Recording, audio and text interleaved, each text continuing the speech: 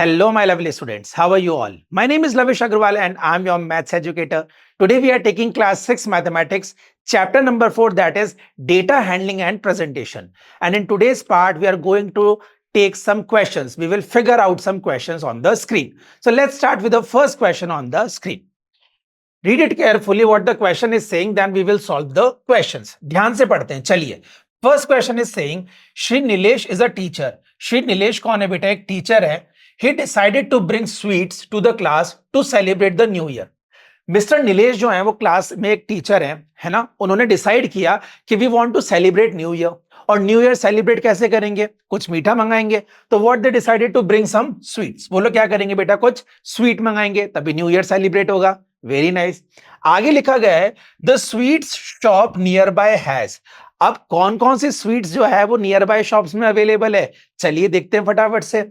जलेबी, गुलाब जामुन, गुजिया, बर्फी और रसगुल्ला. मिठाइयां तो बहुत बढ़िया बढ़िया है.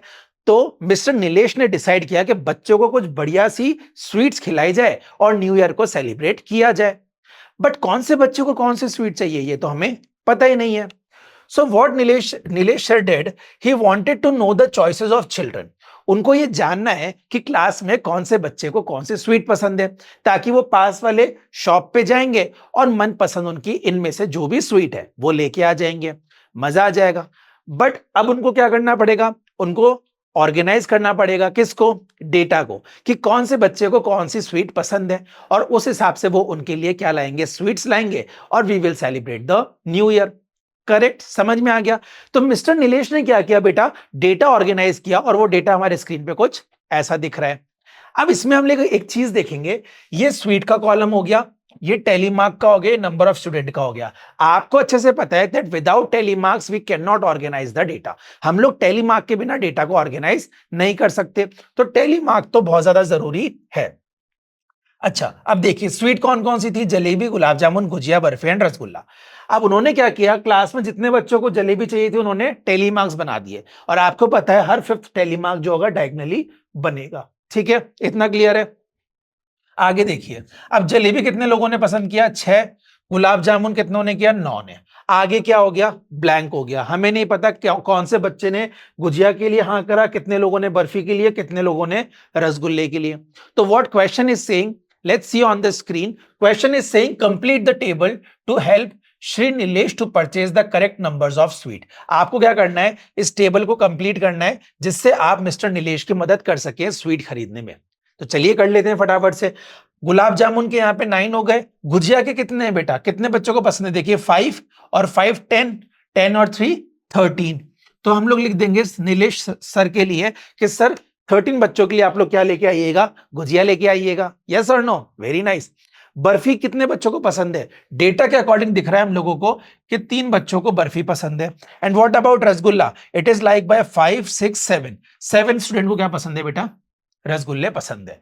तो jalebi is liked by 6 student, gulab jamun is liked by 9 students, gujiya is liked by 13 students, barfi is liked by 3 students and rasgulla is liked by 7 student. तो ये हमारे पास डेटा ऑर्गेनाइज हो गया कि भैया कौन से बच्चे को कौन सी स्वीट पसंद है. अब मिस्टर नीलेश आराम से उनके लिए स्वीट लेके आएंगे एंड वो मजे से खा के और न्यू ईयर सेलिब्रेट कर लेंगे. हाँ या ना? चलिए, very good. But question is asking something. Question कह रहा है कि आपको कुछ आंसर्स देने हैं इस टेबल से related. So what are the questions? First question is saying how many students chose jalebi. Jalebi कितने बच्चों ने चूज किए? तो आइए टेबल पे चलते हैं. जलेबी देख लीजिए कितने बच्चों ने चूज किए? 6 बच्चों ने. तो हम लोग यहां क्या लिख देंगे? 6 स्टूडेंट्स. आगे बात समझ में. Second question is asking barfi was chosen by dash students. Barfi कितने बच्चों ने चूज किए? तो ये रही बर्फी और ये रही number of students, that is 3. तो हम लोग क्या लिख देंगे यहाँ पे? 3 स्टूडेंट्स. अब आप देख रहे हैं कि मतलब अगर हम लोगों ने डेटा ऑर्गेनाइज किया तो it is very easy and it is very fast method to write down the answers. हम लोग फटाक से टेबल देखते हैं और उसका आंसर लिख देते हैं. तो इसीलिए डेटा को ऑर्गेनाइज करना बहुत जरूरी होता है. आ रही बात समझ में? What is the value to organise data? क्यों हम लोग डेटा को ऑर्गेनाइज करते हैं? इसीलिए हम लोग करते हैं ताकि हमारा टाइम सेव हो जाए. ठीक है, आइए सी क्वेश्चन पे चलते हैं. C question is asking how many students choose gujiya. गुजिया कितने बच्चों ने चूज किए? तो आइए गुजिया पे चलते हैं. हमको 13 स्टूडेंट दिख रहे हैं सर, तो हम लोग यहां क्या लिख देंगे? 13 स्टूडेंट्स ठीक है, तो 13 स्टूडेंट ऐसे हैं जिन्होंने मजे से उन्होंने क्या खाया, गुजिया खाई और उन्होंने न्यू ईयर सेलिब्रेट कर लिया। उसके बाद पूछा गया rasgulla was chosen by dash students, रसगुल्ले कितने बच्चों ने खाया, तो आइए देखते हैं रसगुल्ले 7 स्टूडेंट ने खाए। तो हम लोग यहाँ क्या लिखेंगे, rasgulla is like by 7 student, 7 students ने रसगुल्ला खाया और न्यू ईयर सेलिब्रेट किया। उसी तरीके से 13 स्टूडेंट ने गुजिया खाई और न्यू ईयर सेलिब्रेट किया। So basically new year celebrate तो हो रहा है मिठाइयां खा खा के। समझ में आई बात? आइए एक और क्वेश्चन देखते हैं, how many student chose gulab jamun, तो गुलाब जामुन कितने बच्चों ने किया, तो आइए देखिए गुलाब jamun is like bye 9 student. तो हम लोग यहाँ क्या लिख देंगे बेटा, हम लोग यहाँ लिख देंगे 9 स्टूडेंट्स। बताइए कोई डाउट इस चीज में कि डेटा को ऑर्गेनाइज किया गया था नीलेश सर के द्वारा और उन्होंने बताया कि कौन से बच्चे को कितनी मिठाई पसंद है और हमने उसी हिसाब से मिठाइयां मंगवा ली और हमने कुछ क्वेश्चंस के उनको आंसर भी दे दिया। ये बात समझ में आ गई? वेरी गुड, क्लियर है। आइए सेकंड क्वेश्चन की तरफ चलते हैं। सेकंड क्वेश्चन में ध्यान से पढ़ेंगे हम दोबारा। Sushri Sandhya ask her students about the sizes of shoes they wear. Sushri Sandhya जो है उन्होंने अपने स्टूडेंट से पूछा कि भैया आप कौन से नंबर का जूता पहनते हैं, 4 नंबर का, 5 नंबर का, 6 नंबर का, what is your size of shoes. तो वो क्या करना चाह रही है, she wanted to collect the data of shoe sizes of students. Yes और no? Very good. Now what she noted the data on the board, उन्होंने बोर्ड पे कुछ ऐसे डेटा लिख लिया।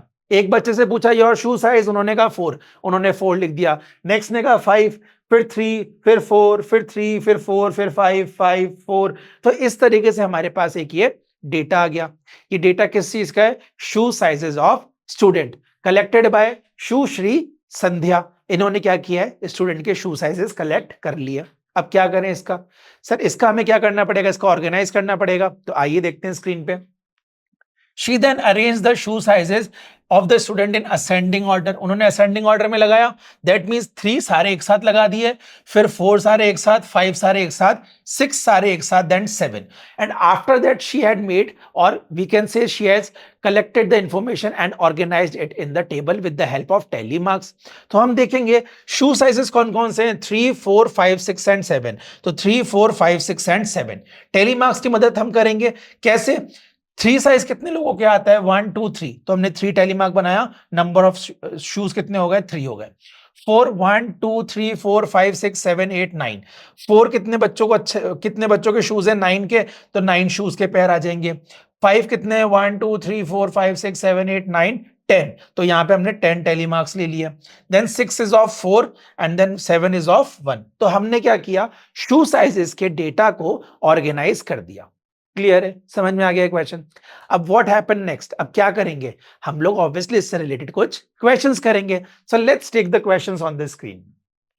On the screen it is saying help her to figure out the following, the largest shoe size in the classes. सबसे बड़ा शू size कौन सा है क्लास में, तो आप बताइए सबसे बड़ा शू साइज क्या है, 7 है या नहीं है? ऑब्वियसली 7 है सर, तो हम लोग लिख देंगे यहाँ पे 7 जो है सबसे लार्जेस्ट शू साइज है। Second question, the smallest shoe size in the class is, सबसे छोटा कौन सा है, तो देखो सबसे बड़ा 7 था, सबसे छोटा शू साइज कौन सा है, 3 है सर, क्योंकि 3 से नीचे तो कोई जूता नंबर है ही नहीं। तो हम लोग क्या लिख देंगे यहाँ पे, 3 जो है वो स्मॉलेस्ट शू साइज है क्लास के अंदर। कोई डाउट इसमें नहीं? चलिए, C question is asking there are dash students who where shoe size 5, shoe size 5 पहनने वाले कितने बच्चे हैं, तो आइए हम लोग देखते हैं 5 वाले कितने बच्चे होंगे, 10। क्यों 10 होंगे सर, ये तो नंबर ऑफ शूज हैं 10, तो बेटा जितने स्टूडेंट होंगे उतने ही तो शूज आएंगे, कम ज्यादा थोड़ी ना आएंगे। तो अगर 10 शूज पेयर आ रहे हैं तो ऑब्वियसली बच्चे भी कितने होंगे, 10 ही होंगे। तो हम लोग यहाँ क्या लिख देंगे, there are 10 students who where shoe size 5। ऐसे 10 बच्चे हैं जो 5 नंबर का जूता पहन लेंगे। कोई डाउट इसमें? क्लियर है। नेक्स्ट देखिए, there are dash students who wear shoe size larger than 4। ध्यान से समझिएगा, what question is saying, there are dash students, there are dash students, कुछ स्टूडेंट ऐसे हैं जो 4 नंबर से ज्यादा वाले जूते पहनते हैं। वो कितने बच्चे हैं, तो आइए देखते हैं।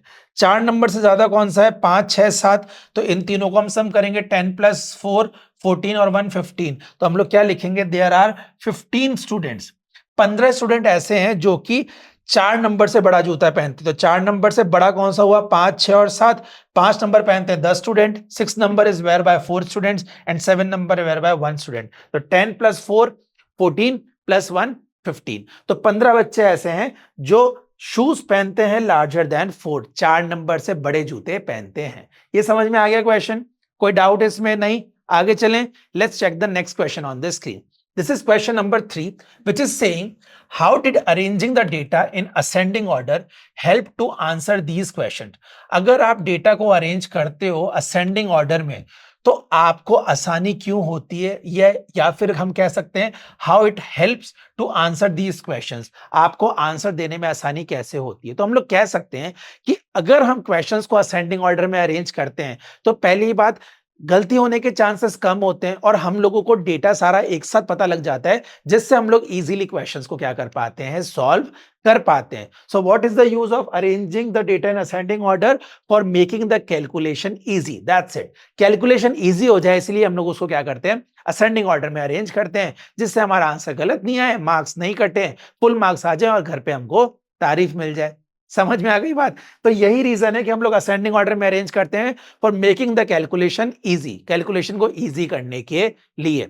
आई hope you have understood. If yes, then this is all for today. Let's meet in another video. Till then take care, good bye.